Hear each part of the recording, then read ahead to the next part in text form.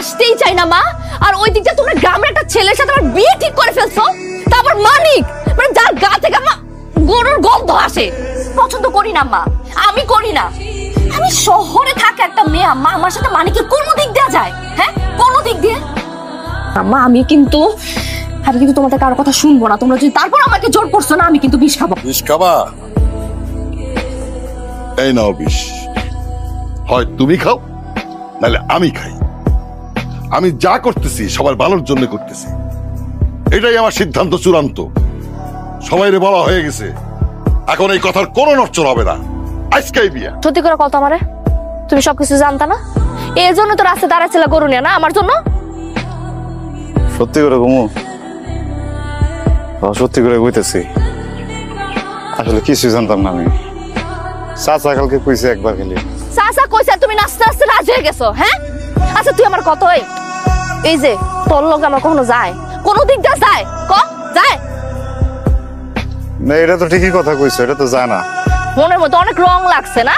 হ্যাঁ হন, তুই আজকা আমার আব্বারে যা কবি তুই আমার বিয়ে করতে পারবি না, আর যদি না কইছস না তুই, তোর আমি নিজ হাতে কিন্তু খুন করবো আমি কইতেছি। এই এদিকে এখন যাইতে গেছি তোর, আমি একটু পরে জানালে বুঝে নেবো। তোর বাপের কাছে যাইতেছি আমি, রেলে যাইতেছি মাথাটা হেঁটে। হ্যাঁ সামনে যে আমি কিছু করতাম না আমি। আচ্ছা তোর কিছু করলাম না, আমি যা করা করতেছি। কিন্তু একটা কথা কান খুইলা হইনা রাখ, হ্যাঁ আমি মইরা গেলে তোর মতো খেফরে বিয়া করুম না। বিন্দু আমি একটা বুদ্ধি বাউ করে লেছি।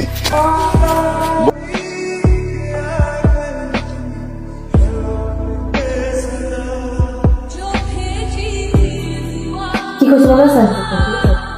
কি বলছি? সকালবেলা ঢাকা যাবো। ঢাকা যাবো তুমি কই যাবো? কোথায় যাবো? কোথায় যা তুই সাইন করবি, আমি সাইন করবো, এটা শেষ করবো, ঠিক আছে? আর সকালবেলা ঠিকঠাক মতো করবি, আমার পরীক্ষা আছে। বিন্দুর পরীক্ষা কালকে, আজকে যদি না যায় তাহলে তো পরীক্ষা দেওয়া হারবো না, বুঝছেন না? মাত্র কালকে বিয়ে হইলো, আজকেই চলে যাবে? এটা কোনো কথা? আচ্ছা ঠিক আছে, যাক তাহলে। মানে তুমি সাথে যাও। আচ্ছা ঠিক। নতুন বিয়ে হয়েছে তো, একলা যাওয়া ঠিক হবে না।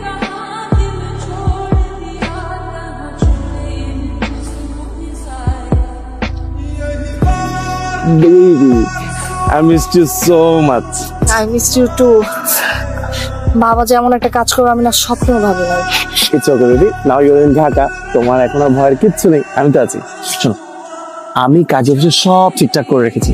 বাই দ্য ওয়ে, ওই গরুটা কোথায়? আসসালামু আলাইকুম ভাই। ওয়ালাইকুম আসসালাম।